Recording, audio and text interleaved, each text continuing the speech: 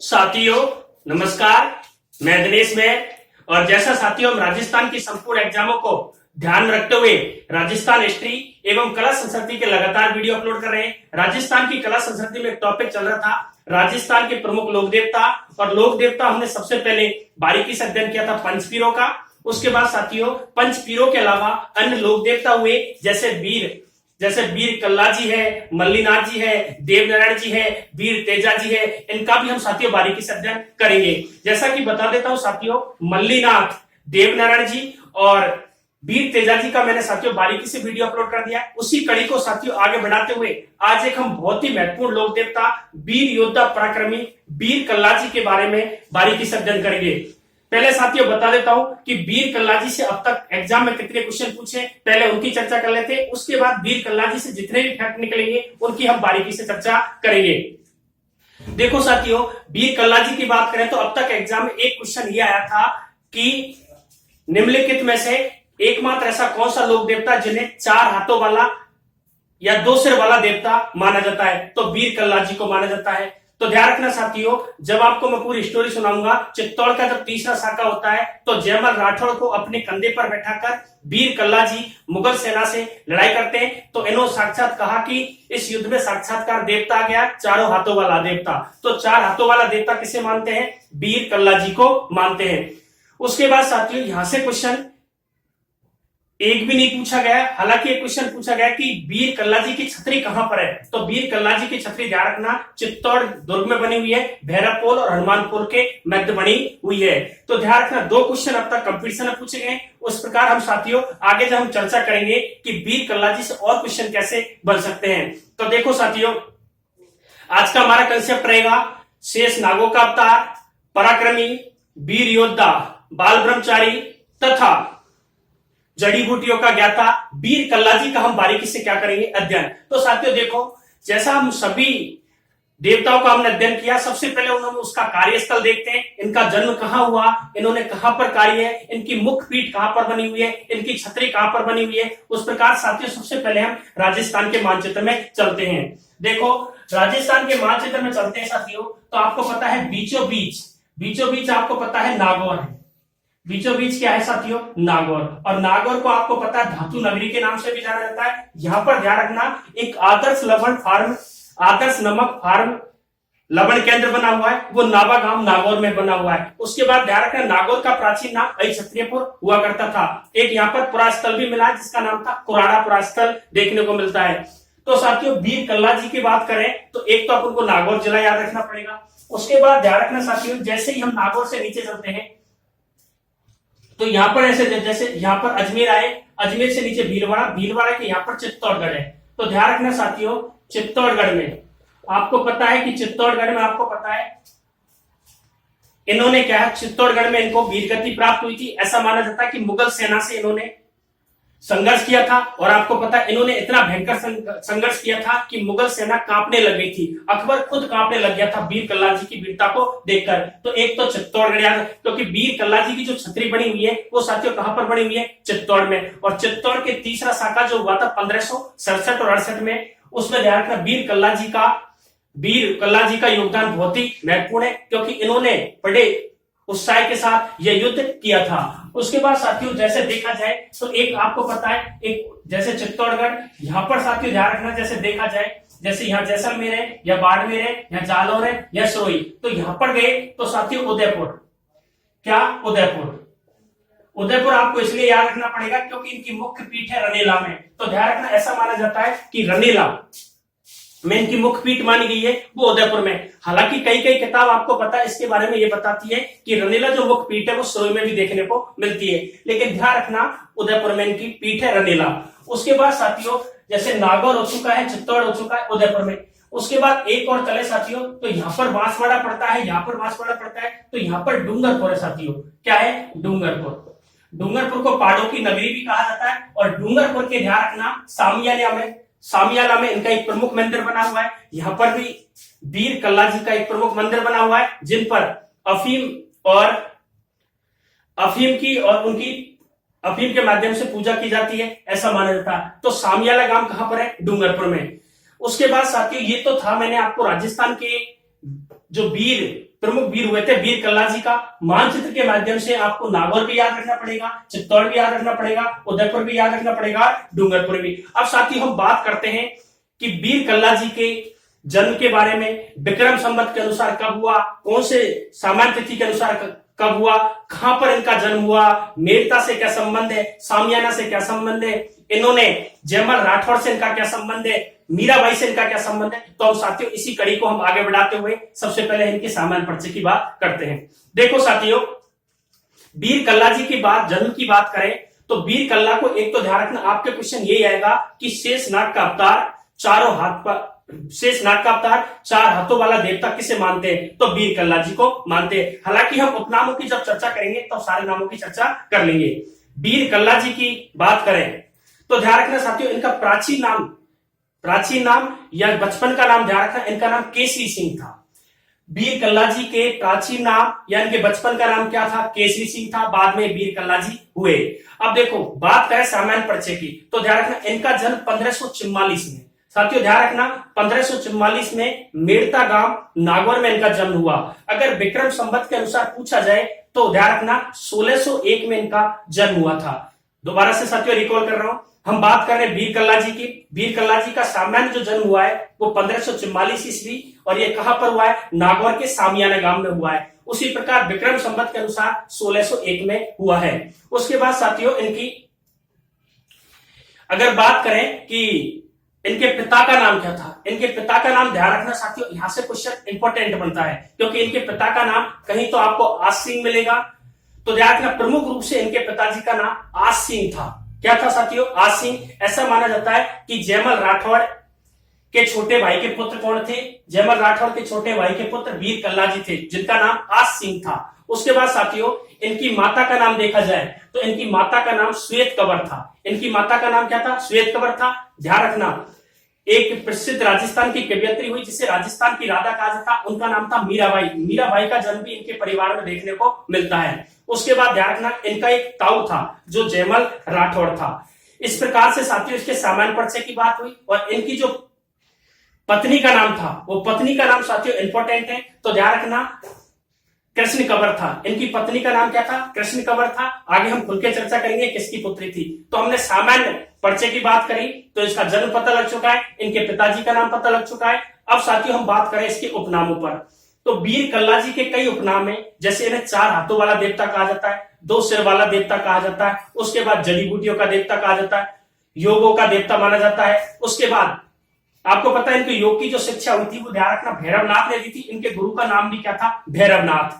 अगर क्वेश्चन आ जाता है कि वीर कल्ला जी के गुरु का नाम क्या था, भैरवनाथ, और भैरवनाथ से इन्होंने योग शिक्षा प्राप्त की थी। तो 4 हाथों वाला देवता, 2 सिर वाला देवता, शेष नागों का अवतार, जड़ी बूटियों का देवता, योग का ज्ञाता, वह अस्त्र शस्त्र का ज्ञाता, किससे जाना जाता है, वीर कल्ला जी को जाना जाता है। अब साथियों हम बात करें कि वीर कल्ला जी के इतिहास देखा जाए तो आपको पता है चित्तौड़ सामान्यतः इनके देखने को मिलता है। अब ध्यान रखना चित्तौड़ प्रमुख रूप से 3 शाखे हुए, एक तो 1303 में हुआ, एक 1534 के आसपास हुआ, और एक 1567 और 68 में हुआ। 1567 और 68 के जो प्रमुख रूप से यहाँ पर जो युद्ध हुआ था वो अकबर ने यहाँ पर आक्रमण किया था। उस समय उदयपुर का शासक उदय सिंह था, लेकिन उदय सिंह आपको पता है वहां के सामंतों ने ये कह दिया कि आप कुंभलगढ़ जाओ या गोगुंदा जाओ, अपनी सेना को मजबूत करो। आपको पता है सामंतों ने उदय सिंह से कहा कि इस समय आपका युद्ध लड़ना सही नहीं है, और ध्यान रखना आपको कुंभलगढ़ जाना है या गोगुंदा जाना है। तो ध्यान रखना ये गोगुंदा की तरफ चले गए और वहां अपनी सेना को मजबूत करने लगे थे। तो आपको याद रखना साथियों, क्वेश्चन ये पुट अप होता है कि वीर कल्ला जी जब चित्तौड़ का शाखा हुआ था तीसरा, तो उदयपुर का शासक कौन था, तो उदयपुर का शासक तो प्रमुख रूप से ध्यान रखना उदय सिंह था। कौन था, उदय सिंह। और आपको पता उदय सिंह ने 1559 में उदयपुर नगर की स्थापना की थी, यह आपको याद रखना है। अब साथियों ध्यान रखना जब मेवाड़ के सामंतों ने उदय सिंह से यह कहा कि आपको अकबर से अभी युद्ध नहीं लड़ना, आपको अभी सेना को मजबूत बनाना है, उस समय ध्यान रखना एक मेड़ता में राव दूधा का पोता जयमल राठौड़ और फत्ता थे।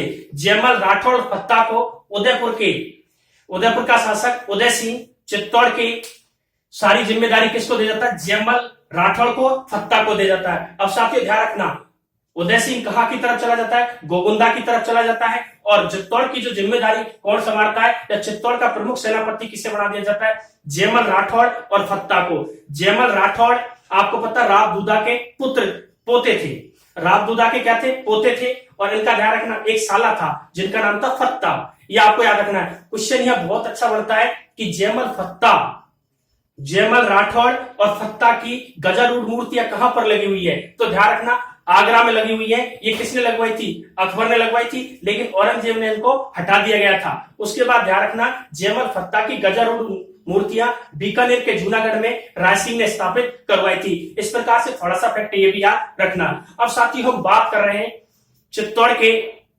तीसरे साके की बात कर रहे हैं। तो चित्तौड़ का जो तीसरा साका होता है वो साथियों ऐसा माना जाता है कि अकबर ने यहाँ पर आक्रमण किया। और अकबर ने आपको पता यह आक्रमण किया था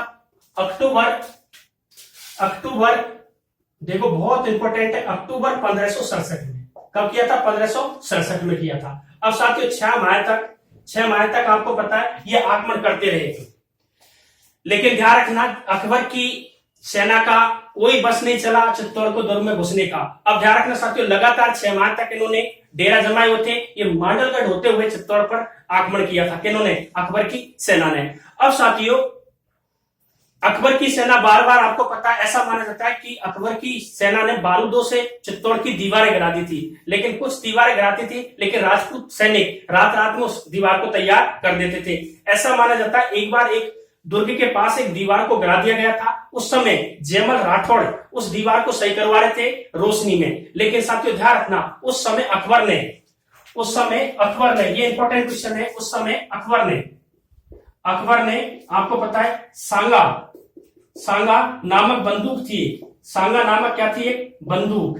और बंदूक से आपको पता है बंदूक चला दी और आपको पता है जयमल राठौड़ के पैर में लग जाती है। जयमल राठौड़ चोटिल हो जाते हैं। अब ध्यान रखना साथियों, जयमल राठौड़ चोटिल हो जाते हैं, जयमल राठौड़ पे चला नहीं जाता है। अब साथियों सभी राजपूत सैनिक और रानियों में चिंता का विषय बन गया, क्योंकि उनका मुख्य सेनापति जयमल राठौड़ था, उसके गोली लग गई। अब साथियों आपको पता है कोई दुर्ग में लगातार 6 माह तक कोई आगमन करे तो साथियों वहां पर पानी का अनाज का संकट हो सकता है और उनके विभिन्न प्रकार के हथियारों में कमी आने लगी। अब साथियों ध्यान रखना, जैसे ही जयमल राठौड़ में कोई ऐसा माना जाता है इसके तीर लगा था, लेकिन ऐसा माना जाता है कि अकबर ने सांगा नामक बंदूक से इन पर वार किया था। अब साथियों सभी राजपूत रानियों ने तथा राजपूत योद्धाओं ने ऐसा माना जाता है कि अब युद्ध करना ही पड़ेगा। अब साथियों ध्यान रखना, एक तिथि याद रखनी है, 24 फरवरी और 25 फरवरी 1968 में सभी राजपूत योद्धाओं ने यह निर्णय किया कि अब हम अकबर की सेना से युद्ध लड़ेंगे। अब ध्यान रखना साथियों, अकबर की सेना में 60,000 सैनिक थे, लेकिन आपको पता राजपूतों में वीरता इतनी बड़ी हुई थी कि वो 60,000 सैनिकों से नहीं डरे। अब साथियों ध्यान रखना, 25 फरवरी को राजपूत सैनिकों ने या जयमल राठौड़ और वीर कल्लाजी और फत्ता जी के नेतृत्व में मुगल सेना पर क्या बोल दिया? आक्रमण। साथियों भीषण युद्ध हुआ था। ऐसा माना जाता है कि जयमल राठौड़ की इच्छा थी कि मैं युद्ध में वीर गति प्राप्त हूं। जब ध्यान रखना जयमल राठौड़ चल नहीं सकता था, तो ध्यान रखना वीर कल्लाजी ने इनको सिर पर बैठाया और सिर पर इनके दोनों हाथों में तलवार, खुद के दोनों हाथों में तलवार, तो इसलिए इन्हें 4 हाथों वाला देवता भी कहा जाता है। किसे? वीर कल्लाजी को। तो जयमल राठौड़ को अपने कंधे पर वीर कल्लाजी बैठा लेते हैं और मुगल सेना पर इतनी तेज आक्रमण करते हैं कि मुगल सेना कांप उठती है। और आपको पता है अकबर इतना भयभीत हो जाता है कि कभी इसके अलावा जितने भी युद्ध हुए उसमें अकबर स्वयं कभी नहीं आया था, क्योंकि इसमें 8,000 राजपूत वीरगति प्राप्त हो गए थे। और आपको पता है एक आपको याद रखना है कि क्वेश्चन आता है कि चित्तौड़ के तीसरे साके में जो केसरिया किया था वो किसने किया था और झोड़। तो ध्यान रखना केसरिया जयमल राठौड़, फत्ता और वीर कल्लाजी ने, लेकिन झोड़ जो किया था ध्यान रखना एक आपको याद रखना है फत्ता की पत्नी थी। फत्ता की क्या थी? पत्नी, और उसका नाम था फूल कबर। क्या था साथियों? फूल कबर। फूल कबर ने आपको पता है यहां पर जोर किया था बीर कल्लाजी, जयमल राठौड़ फत्ता ने आपको पता केसरिया किया। तो इस प्रकार से साथियों चित्तौड़ का तीसरा साका हुआ था। तो चित्तौड़ में प्रमुख रूप से 3 साके हुए, पहला 1301 में, दूसरा 1534 में और 1568 में हुआ था। ये साथियों जब हिस्ट्री की चर्चा करेंगे और विस्तार रूप से चर्चा करेंगे। अब साथियों हम एक बार इसके चर्चा करते हैं कि क्या है। देखो, बीर कल्लाजी की बात चल रही है। बीर कल्लाजी के शासन में के समय उदयपुर का शासक कौन था? उदय सिंह था। लेकिन उदय सिंह वापस गोगुंदा की तरफ चला जाता है।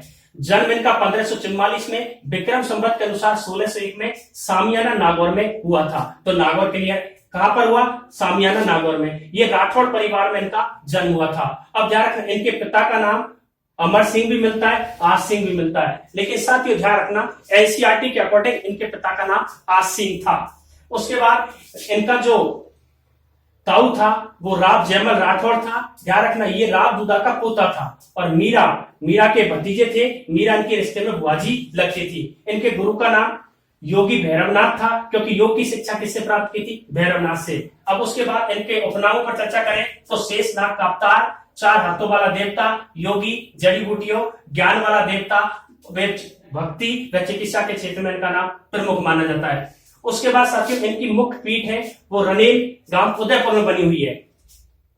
क्वेश्चन आता है कि इनकी मुख्य पीठ कहां पर है? रनेल गांव उदयपुर बनी हुई है। हालांकि साथियों उदयपुर नहीं है तो आप सिरोही सही मानेंगे। क्या मानेंगे? अगर उदयपुर नहीं है तो वीर कल्लाजी की जो मुख्य पीठ है कहा? रनेल गांव में। रनेल गांव में अगर ऑप्शन में उदयपुर नहीं है तो क्या मानेंगे? सिरोही मानेंगे। उसके बाद साथियों इनकी जो छतरी बनी हुई है वो चित्तौड़ में भैरवपोल और हनुमान पोल के पास बनी हुई है। हनुमान पोल के पास बनी हुई है। यहाँ पर ध्यान रखना, आश्विन शुक्ल नवी को मेला लगता है। कहने का मतलब है नवरात्रा में इनका मेला लगता है, आश्विन शुक्ल नवी को लगता है। उसके बाद साथियों इनका जो मुख्य मंदिर बना हुआ है वो सामलिया गांव में बना हुआ है। और यहाँ पर काले रंग की मूर्ति है, केसर और अफीम चढ़ाई जाती है। उसके बाद इनकी कुलदेवी नागेश्वरी माता है। ये ध्यान रखना, जोधपुर के राठौड़ों की कुलदेवी नागेश्वरी माता है एवं आराध्य देवी चामुंडा को भी मानते हैं। बीकानेर के राठौड़ों की करणी माता को मानते हैं। तो इनकी कुलदेवी नागेश्वरी माता। उसके बाद ध्यान रखना साथियों, उस समय जो 1567 में साका हुआ समय, उस समय मुगल शासक कौन था? मुगल शासक पूछा जाए तो अकबर था। कौन था? अकबर। और आपको पता अकबर ने सांगा नामक बंदूक से गोली चलाई और आपको पता जयमल राठौड़ के पैर में लग जाती है। उसके बाद इन्हें कमधर, असत्र आदि नामों से जाना जाता है। 1567-68 में चित्तौड़ का एक साका हुआ था। इस प्रकार से साथियों आपको याद रखना है, बचपन का नाम केसरी सिंह था, माता का नाम श्वेत कंवर था। यह आपको थोड़ी सी जानकारी याद रखनी है। इस प्रकार से साथियों बीर कल्लाजी की जब हम बात करें तो बीर कल्लाजी इतने भयंकर योद्धा थे, इतने जोशीले योद्धा थे कि मुगल सेना को इन्होंने दूर दूर तक भगा दिया था। मुगल सेना इतनी कांप गई कि उनकी हिम्मत नहीं हुई कि हम इन पर आक्रमण करें। अकबर को वास्तव में यह हो गया कि वास्तव में राजपूत वीर होते हैं और इनकी वीरता को देखकर अकबर खुद कांप उठा था। तो अकबर ने ऐसा कहा कि अब मैं कोई प्रत्यक्ष रूप से किसी युद्ध में भाग नहीं लूंगा। इस प्रकार से साथियों बीर कल्लाजी को 4 हाथों वाला देवता, 2 सिर वाला देवता तथा शेष नागों का अवतार भी इन्हें मानते हैं। इस प्रकार से साथियों हम आगे इसी प्रकार से हम नेक्स्ट वीडियो लाएंगे किसी लोक देवता का। साथियों मेरा उद्देश्य ये है कि आपका बारीकी से बारीक अध्ययन किया जाए। और आज के लिए इतना ही काफी साथियों। जय शिक्षा।